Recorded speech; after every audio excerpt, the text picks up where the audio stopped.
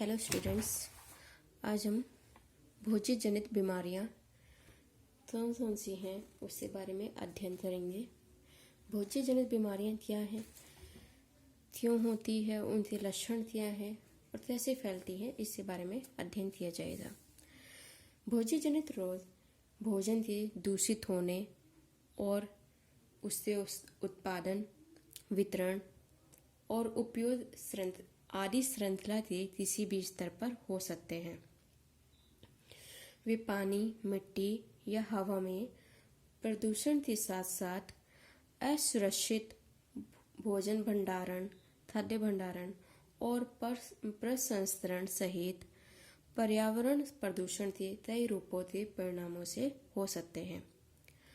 भोज्य जनित रोग डायरिया से लेकर दस्त से लेकर कैंसर तक कई बीमारियों को समाहित करते हैं। ज़्यादातर गैस्ट्रोइंटेस्टाइनल के रूप में होते हैं, हालांकि वे न्यूरोलॉजिकल और प्रतिरक्षा प्रणाली के लक्षण भी पैदा कर सकते हैं। दस्त के कारण होने वाले रोग दुनिया के सभी देशों में एक बड़ी समस्या है। हालांकि ये कम और मध्यम आय वाले अविकसित देशों और 5 साल के कम उम्र के बच्चों में अधिक पाया जाता है। खाद्य जनित संक्रमण निम्न 2 प्रकार के होते हैं। जो भोज्य जनित संक्रमण है वो मुख्यतः 2 प्रकार के होते हैं। पहला है बैक्टीरियल फूड इन्फेक्शन। बैक्टीरिया द्वारा खाद्य संक्रमण। और दूसरा है वायरल फूड इन्फेक्शन, वायरस द्वारा खाद्य संक्रमण। पहला है बैक्टीरिया द्वारा संक्रमण। बैक्टीरिया तो बीजाणु और गैर बीजाणु के रूप में बांटा गया है। बीजाणु क्या होता है? बीजाणु एक कोशिका तो वातावरणीय तनाव जैसे कि खाना पकाने, ठंड, उच्च नमक की सांद्रता, सुखाने और अधिक अम्लता में जीवित रहने के योग्य बनाता है, सक्षम बनाता है। पहला है स्टेफाइलोकोकल इलनेस, स्टेफाइलोकोकल विषाक्तता। ये किस बैक्टीरिया जीवाणु द्वारा फैलता है? ये फैलता है स्टेफाइलोकोकस ऑरियस के द्वारा। ये बैक्टीरिया सर्वप्रथम अमाशय व आंत्र की दीवारों की कोशिकाओं पर आक्रमण करता है। जब ये जीवाणु मनुष्य की आंत में वृद्धि कर रहा होता है तब एक तरह का विषैला पदार्थ निकालता है जिसे एंट्रोटॉक्सिन कहते हैं। एंट्रो का अर्थ होता है आंत और यही पदार्थ, इसका मतलब एंट्रो का अर्थ होता है आंत। एंट्रोटॉक्सिन क्या है? जैसे कि मैं पहले पढ़ा चुकी हूँ कि जब जीवाणु हमारे आंत में प्रवेश करते हैं और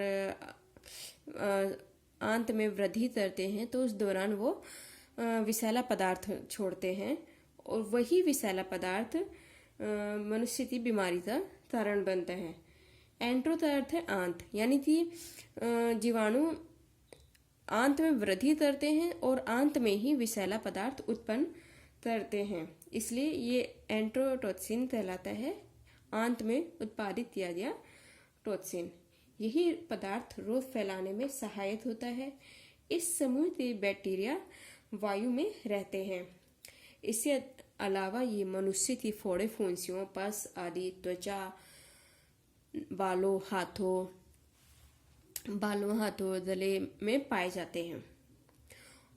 रोगवाहक जो होता है बैक्टीरिया जिससे द्वारा एक स्थान से दूसरे स्थान पर फैलते हैं, वो मनुष्य स्वस्थ और अस्वस्थ दोनों प्रकार का हो सकता है। स्वस्थ मनुष्य पर भी बैक्टीरिया पाया जाएगा और अस्वस्थ मनुष्य में तो पाया ही जाएगा। इन बैक्टीरिया का संवहन खाना बनाने वाले, जो भोजन बनाने वाले व्यक्ति होते हैं, उनके नाक, गले से छींकने, खांसने आदि से फैलता है। इस समूह के जीवाणुओं की वृद्धि रोकने के लिए 50 से 120 डिग्री फ़ारेनहाइट तापक्रम पर खाना पकाना चाहिए, यानी कि 75 डिग्री सेंटीग्रेड पर भोजन पकाना चाहिए। उच्च तापमान पर ये जीवाणु आसानी से नष्ट हो जाते हैं। इन जीवाणु से ये जो स्टेफाइलो एंट्रोटॉक्सिन जो होता है वो तापरोधी होता है, इसलिए भोजन तो कम से कम 30 मिनट तक तो पकाना या उबालना ही चाहिए, जिससे कि ये जीवाणु हैं वो नष्ट हो जाए, खत्म हो जाए। अब है टाइप्स ऑफ इलनेस। ये स्टेफाइलोकोकल इलनेस किस प्रकार की विषाक्तता है? ये है जीवाणु विषाक्तता, यानी जीवाणु द्वारा उत्पन्न किए गए विषैले पदार्थ से बीमारी फैलती है। इसका लक्षण क्या है? मिचली, उल्टी और ये पेट दर्द, सिर दर्द, और ये लक्षण 1 से 6 घंटे के अंदर अंदर दिखाई देने लग जाते हैं। फूड सोर्स, भोजन स्रोत क्या है जिससे द्वारा ये बैक्टीरिया फैलता है? भोजन जो मनुष्य द्वारा तैयार किया गया है, बचा हुआ भोजन, मांस, अंडा, अंडे से बने पदार्थ, सलाद यानी कच्चे फल सब्जियां आदि के द्वारा भी ये बीमारी फैलती है। इसका बचाव क्या है? बचाव है स्वच्छता, अच्छी साफ सफाई, व्यक्तिगत स्वच्छता, त्रोसन दूषण से बचें, जले या तटे धावतों ढकें, भोज्य पदार्थ तैयार करते समय डिस्पोजेबल दस्ताने पहने, भोज्य पदार्थों तो अच्छी तरह से पकाएं और फल सब्जियों तो अच्छे से धोएं, और खाना बनाने से पहले फल सब्जियों व जो खाना बना रहे हैं उस व्यक्ति को भी अपने हाथ तो अच्छे से साबुन से धोना चाहिए, बालों तो बांध लेना चाहिए, और जो नेल्स होते हैं उन्हें भी काट लेना चाहिए। दूसरा है परफ्रिंजेंस, भोज्य जनित बीमारी या विषाक्तता। ये बीमारी किस बैक्टीरिया द्वारा होती है? इस बैक्टीरिया का नाम है क्लोस्ट्रीडियम परफ्रिंजेंस। ये माइक्रो एरोफिलिक बैक्टीरिया होता है, मतलब ये वायवीय बैक्टीरिया होता है। और इस बीमारी का प्रकार क्या है? ये बीमारी भी बैक्टीरियल टॉक्सिन के द्वारा फैलती है। बैक्टीरियल टॉक्सिन यानी जीवाणुओं द्वारा उत्पादित टॉक्सिन, विषैले पदार्थ के द्वारा। इसका शुरुआती समय लक्षण मतलब तब प्रकट होने लग जाते हैं 8 से 22 घंटे के अंदर लक्षण दिखाई देने लग जाते हैं। इसका लक्षण क्या है? पेट में बहुत ज़्यादा दर्द रहना और बार बार दस्त, सीवियर डायरिया, बार बार दस्त जाना आदि इससे लक्षण है। इस प्रकार की भोज्य विषाक्तता में व्यक्ति में जीवाणु की वृद्धि तीव्र गति से होती है, परंतु बीमारी धीरे धीरे सामने आती है। इसमें उल्टियां बहुत ही कम या फिर नहीं के बराबर होती है। भोज्य पदार्थ जिनके द्वारा ये बीमारी ज़्यादा फैलती है वो क्या है? तैयार मांस व मांस से बने उत्पाद, मुर्गी उत्पाद, असुरक्षित ठंडा खाद्य पदार्थ, बासी भोज्य पदार्थ आदि के द्वारा ये बीमारी फैलती है। इसका बचाव निवारण क्या है? अच्छी व्यक्तिगत स्वच्छता, त्रोसन दूषण से बचें। त्रोसन दूषण क्या होता है कि जो हम रसोई में या जहाँ भी हम भोजन वगैरह बना रहे होते हैं वहाँ उसके लिए जो भी हम बर्तन या फिर कपड़ों का इस्तेमाल करते हैं साफ सफाई में, या बर्तन जिसमें खाना बनाते हैं उनका जो इस्तेमाल करते हैं, अगर वो गंदे साफ नहीं होते हैं, गंदे होते हैं तो नॉर्मली सी बात है उसमें बैक्टीरिया या जीवाणु पाया जाएगा। तो जीवाणु उस गंदे बर्तन या कपड़ों के द्वारा भोज्य पदार्थों में आ जाते हैं, जिस वजह से होता है क्रॉस कंटामिनेशन। दुर्गंध व गंदी महक युक्त मांस का प्रयोग न करें। जंतुओं से प्राप्त भोज्य पदार्थों को अच्छे से धोएं व अच्छे से पकाएं। संक्रमण होने पर डॉक्टर की सलाह लें और आराम करें। अगला है साल्मोनेलोसिस, विषाक्तता। ये किस बैक्टीरिया द्वारा होता है? इस बैक्टीरिया का नाम है साल्मोनेला बैक्टीरिया।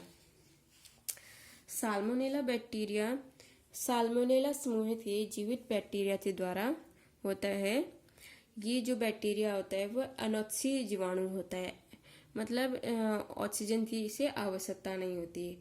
और संक्रमण कैसे होता है? मल मूत्र आदि के द्वारा ये फैलता है। बीमारी का किस तरह की बीमारी प्रकार क्या है? जीवाणु संक्रमण, यानी जीवाणु के संक्रमण के द्वारा। इसमें विषाक्तता नहीं है, संक्रमण है, मतलब जीवाणु की बहुत ज़्यादा संख्या में जब जीवाणु पाए जाते हैं किसी फूड में, तो वो व्यक्ति को बीमार करने के लिए बहुत काफ़ी होते हैं। इस समूह के जो जीवाणु होते हैं मनुष्य की आंतों में अनेक गंभीर रोग उत्पन्न करते हैं। साल्मोनेला समूह में जीवाणु की अनेक प्रजातियां पाई जाती हैं और सबसे खतरनाक प्रजाति है साल्मोनेला टाइफी। रोगग्रस्त पशु पक्षियों के मांस यदि मनुष्य सेवन करे तो उसे भी रोग लग जाता है, यानी जो बीमार पशु पक्षी होते हैं अगर उनका मांस का सेवन किया जाए तो बीमारी हो सकती है। मनुष्य के द्वारा विसर्जित मल से ये रोग अन्य लोगों में भी फैलता है। इनके संवहन में, मतलब इस जीवाणु के संवहन में एक स्थान से दूसरे स्थान पर फैलाने में मुख्य किसका योगदान रहता है? मक्खियों का योगदान रहता है। मक्खियां एक स्थान से दूसरे स्थान पर बैठती हैं जिससे कि भोज्य पदार्थों को दूषित करती है। जीवाणु के संवहन के बाद 6 घंटे से लेकर 2 दिन तक स्वस्थ व्यक्ति को रोग के लक्षण दिखाई देने लगते हैं।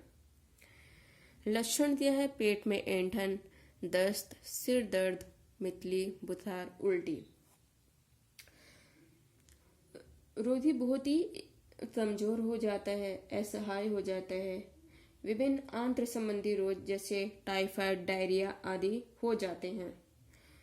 यदि वमन व दस्त द्वारा अधिक जल्द शरीर से निकल जाता है तो ऐसी स्थिति में ग्लूकोज और सैलाइन वाटर शिराओं द्वारा रक्त में पहुंचाया जाता है। वो भोज्य पदार्थ जिससे द्वारा इस जीवाणु की ये जीवाणु फैलता है, जैसे कि कहाँ ये जीवाणु पाया जाता है? जानवरों के अपशिष्ट में, मिट्टी व कीड़ों द्वारा, कच्चा मांस, मछली, अंडे, कच्चे सलाद, पुडिंग, फल व सब्जियां।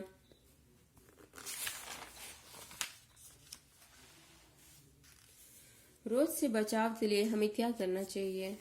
अच्छी व्यक्तिगत स्वच्छता, मतलब जो व्यक्ति भोजन तैयार कर रहा है उसे अपने हाथों तो अच्छे से धो लेना चाहिए, बालों तो अच्छे से बांध लेना चाहिए और साफ कपड़े का इस्तेमाल करना चाहिए साफ सफाई में, ये भोजन पकाने में और फल सब्जियों तो अच्छे से धोना चाहिए, मांस अच्छे से धोना चाहिए, जो मांस हम उपयोग कर रहे हैं वो अच्छे से धोना चाहिए। बासी मांस का उपयोग नहीं करना चाहिए, सड़े गले मांस का उपयोग नहीं करना चाहिए। रोगी व्यक्ति को मल मूत्र त्याग के बाद अपने हाथों को साबुन आदि से साफ करना चाहिए।